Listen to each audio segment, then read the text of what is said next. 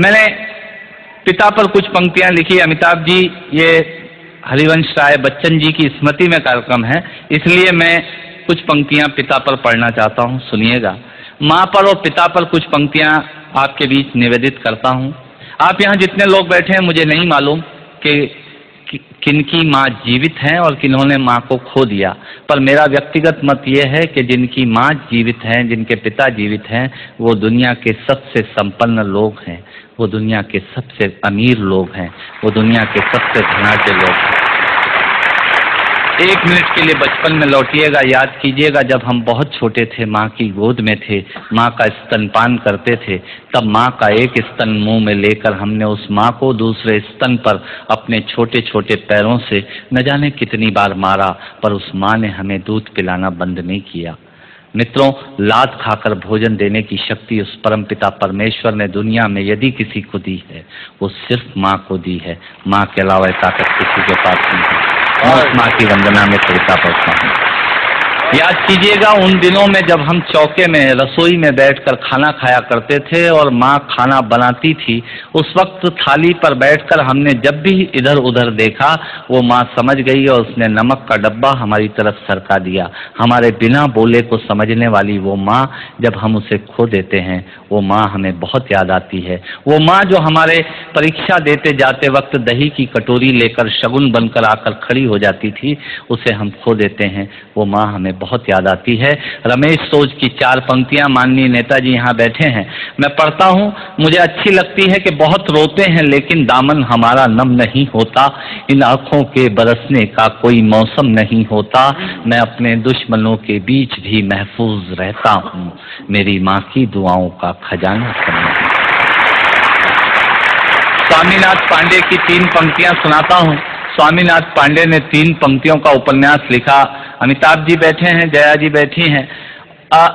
3 पंक्तियों में पूरा उपन्यास लिख दिया। उसने लिखा, एक विधवा माँ थी, उसके 2 बेटे थे।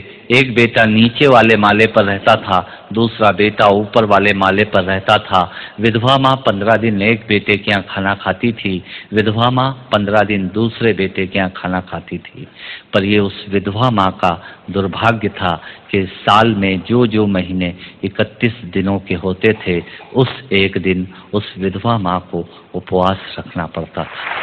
9 महीने पेट में रखने वाली माँ जब एक जवान बेटे को एक दिन खरी लगने लगी, तब इस नालायक हास्य व्यंग के कवि ने कुछ पंक्तियां माँ के लिए लिखी। सुनिएगा, यात्रा कीजिएगा मेरे साथ। माँ संवेदना है, भावना है, एहसास है। माँ संवेदना है, भावना है, एहसास है। माँ जीवन के फूलों में खुशबू का वास है। माँ रोते हुए बच्चे का खुशनुमा पलना है। माँ मरुथल में नदी या मीठा सा झरना है। माँ मरुथल में नदी या मीठा सा झरना है। माँ लोरी है, गीत है, प्यारी सी थाप है। माँ पूजा की थाली है, मंत्रों का जाप है। माँ आंखों का सिसकता हुआ किनारा है। माँ गालों पर पप्पी है, ममता की धारा है। माँ झुलसते दिनों में कोयल की बोली है। माँ मेहंदी है, कुमकुम है, सिंदूर है, रोली है। माँ कलम है, दवात है, स्याही है। माँ परमात्मा की स्वयं एक गवाही है। माँ त्याग है, तपस्या है, सेवा है। माँ फूंक से ठंडा किया हुआ कलेवा है। माँ अनुष्ठान है, साधना है, जीवन का हवन है। माँ जिंदगी के मोहल्ले में आत्मा का भवन है। माँ चूड़ी वाले हाथों के मजबूत कंधों का नाम है। माँ काशी है, काबा है और चारों धाम है। माँ चिंता है, याद है, हिचकी है। माँ बच्चे की चोट पर सिसकी है। माँ चूल्हा, धुआं, रोटी और हाथों का छाला है। माँ जिंदगी की कड़वाहट में अमृत का प्याला है। माँ पृथ्वी है, जगत है, धूरी है। माँ बिना इस सृष्टि की कल्पना अधूरी है।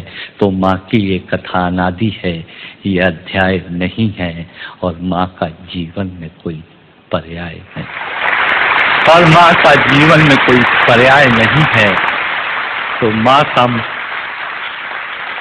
तो तो माँ का महत्व दुनिया में कम हो नहीं सकता, और माँ जैसा दुनिया में कुछ हो नहीं सकता। माँ जैसा दुनिया में कुछ हो नहीं सकता। तो मैं कविता की ये पंक्तियां माँ के नाम करता हूँ। मैं दुनिया की सब माताओं को प्रणाम करता हूँ।